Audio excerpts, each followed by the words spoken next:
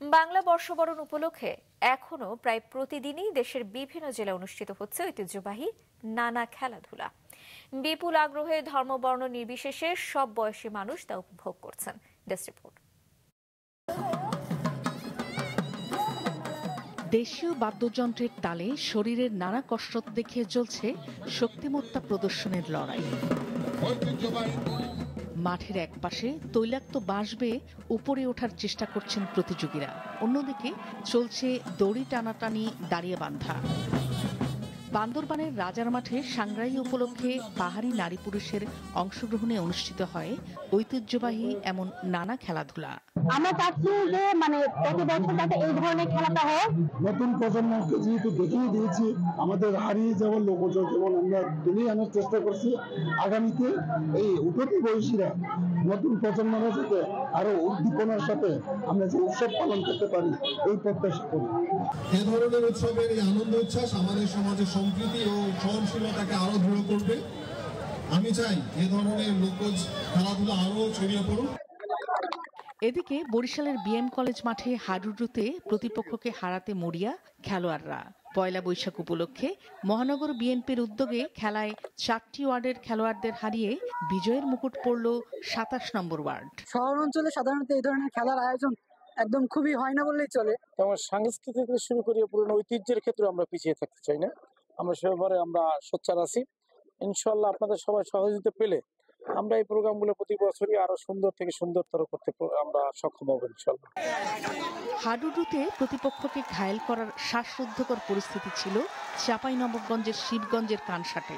পৌর ও উপজেলা বিএনপির উদ্যোগে হাডুডু ছাড়াও সুইসুতো, হাড়ি ভাঙা সহ এমন 9টি ইভেন্টে অনুষ্ঠিত হয় খেলা। তো আমরা চাই প্রত্যেকটা বছরই যেন এই ধরনের খেলা আমাদেরকে তিনি এভাবে উপহার দিয়ে যান। আজকের এই খেলার মাধ্যমে এই মাঠের মধ্যে আমাদের যে প্রাণ শক্তি, এই সবুজ বাংলাদেশের, এই নদীমাতৃক বাংলাদেশের যে প্রাণ শক্তি, একই মালায় একই সুতায় গেঁথে আমাদের ভালোবাসা সেই বাংলাদেশকে আমরা ফিরিয়ে আনতে চাই। ঢোলের তালে মানুষরূপী পাতাকে বিভিন্ন ভঙ্গিতে তন্ত্রমন্ত্রের মাধ্যমে আকৃষ্ট করার চেষ্টা চলে দিনাজপুরের হিলির ইটাই গ্রামে। সেখানকার ভূমিহীন, বহুমুখী এবং মৎস্য চাষী সমবায় সমিতির আয়োজনে এই পাতা খেলা উপভোগ করেন বিভিন্ন গ্রামের শতাধিক দর্শক।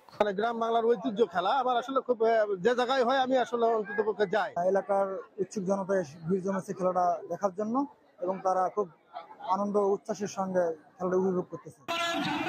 প্রতিরোধের খটাখট শব্দে মুখর হয়ে ওঠে মাগুরা জেলা সদর উপজেলার নিশ্চিন্তপুর স্কুলের মাঠ। বৈশাখ উপলক্ষে এই লাঠি খেলা নজর কাড়ে হাজারো মানুষের। লাঠি খেলার আয়োজন করা হয় ব্রাহ্মণবাড়িয়ার কুড়িঘর উচ্চ বিদ্যালয় মাঠেও। 3 দিনব্যাপী লোকজ মেলার শেষ দিনে রাজবাড়ী জেলা প্রশাসন আয়োজিত বীর মুক্তিযোদ্ধা শহীদ খুশি রেলওয়ে মাঠে খেলায় অংশ নেয় জেলার 3 লাঠিয়াল দল। একই মাঠে আকাশ জুড়ে রং বেরঙের ঘুড়ি ওড়ান প্রতিযোগীরা।